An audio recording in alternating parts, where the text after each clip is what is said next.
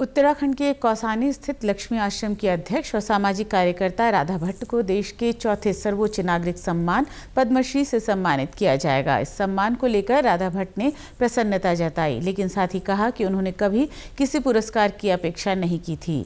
ये उनके लिए एक सुखद आश्चर्य है। राधा भट्ट का जीवन समाज सेवा, महिला सशक्तिकरण और शांति की अलग जगाने के लिए समर्पित रहा है। उनका बचपन से ही संघर्षों से नाता रहा, लेकिन उन्होंने हमेशा सेवा को ही जीवन का उद्देश्य माना।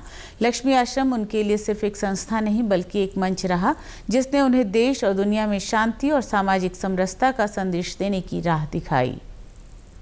लोग खुद से उसकी आकांक्षा रखते हैं कि हमको ये पुरस्कार मिल जाए, ये सम्मान मिल जाए तो अच्छा हो।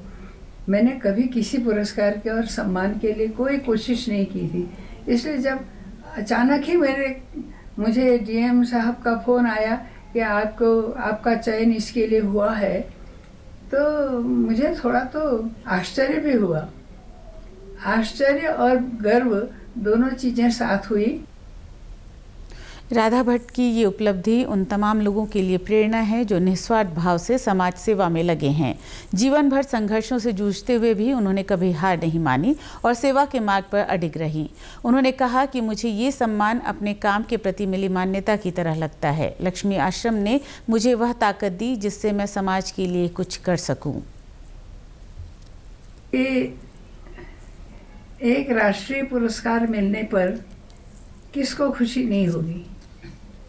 मुझे भी खुशी भी हुई है, गर्व भी हुआ है कि एक राष्ट्रीय पुरस्कार मुझे मिला है। ऐसे मुझे कई पुरस्कार मिले हैं, वो भी कम नहीं है, वो भी बहुत प्रतिष्ठापूर्ण है।